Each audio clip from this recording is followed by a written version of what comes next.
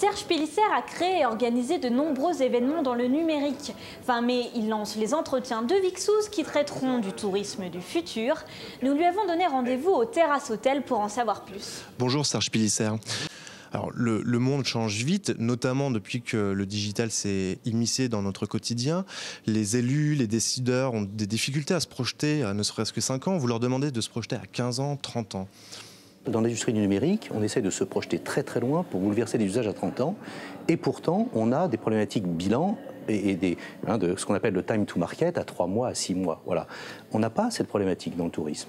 Donc il y a zéro contrainte en réalité à ce qu'un individu, un manager, puisse essayer d'imaginer quelles seraient les différentes formes de tourisme à 30 ans.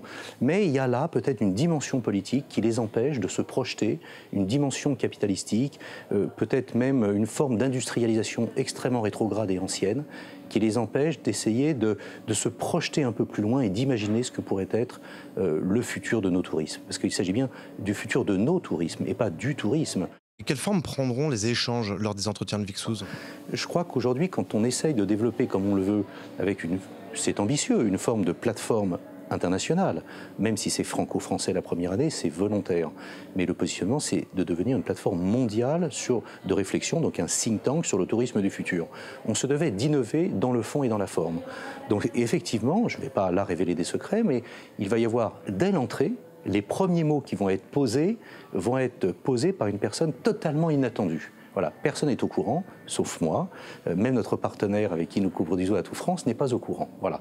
On va essayer de casser des habitudes, de dire aux gens, vous n'avez encore rien vu, vous n'avez rien entendu, vous n'avez pas pris la peine de réfléchir au-delà de 15 ans, 20 ans ou 30 ans. Le futur ne se décrète pas, le futur se réfléchit et on essaye d'imaginer quelles seraient les ruptures de paradigme en émettant des hypothèses. Est-ce qu'on peut avoir une idée des grands sujets les plus importants qui vont être traités à l'occasion des entretiens de Vixouz? Oui, alors, bon, pour le coup, j'ai envie de dire que c'est à la fois des sujets classiques, on ne va pas inventer les sujets d'aujourd'hui pourraient être des sujets demain, sauf que la façon dont on les aborde, la façon dont on va les vivre, la façon dont on va les consommer, n'auront plus rien à voir. Alors on va traiter bien entendu de la problématique du tourisme spatial, mais ce tourisme spatial, voilà, le premier réflexe, c'est d'avoir une pensée technologique pour savoir combien ça va coûter de prendre telle ou telle navette spatiale avec Virgin Galactic ou d'autres. Bien entendu, il y en a beaucoup d'autres.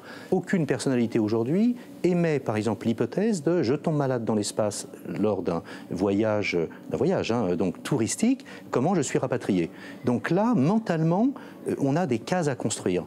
Donc ce sujet est un sujet intéressant parce qu'elle permettra d'émettre des hypothèses.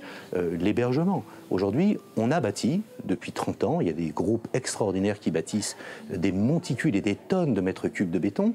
Et en réalité, on s'aperçoit qu'on a des milliards de mètres cubes de béton sur Terre, mais que la fonction de dormir, en fait, elle est restreinte à 5 mètres carrés.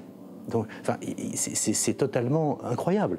Donc aujourd'hui, je pense que le bâtiment lui-même va subir une transformation et va devenir peut-être le premier élément qui va rentrer en relation, en interactivité avec la personne qui va dormir. Et la personne qui va dormir, en fait, elle va voyager dans son sommeil demain. Qu'est-ce que vous souhaiteriez dire aux décideurs du tourisme ou aux élus qui hésiteraient de venir aux entretiens de Vixouz ou qui auraient un peu peur du sujet? Je crois que le meilleur message, c'est laissez au vestiaire vos anciennes idées, osez venir aux entretiens de Vixouz, soyez vous-même, sortez de votre costume, essayez d'émettre des hypothèses, cassez les codes, imaginez en tant qu'individu ce que vous pourriez projeter pour vos enfants et vos arrière-enfants, excusez-moi, mais n'imaginez pas aux entretiens de Vixouz, essayez d'apporter des solutions pour votre entreprise à 2 ans.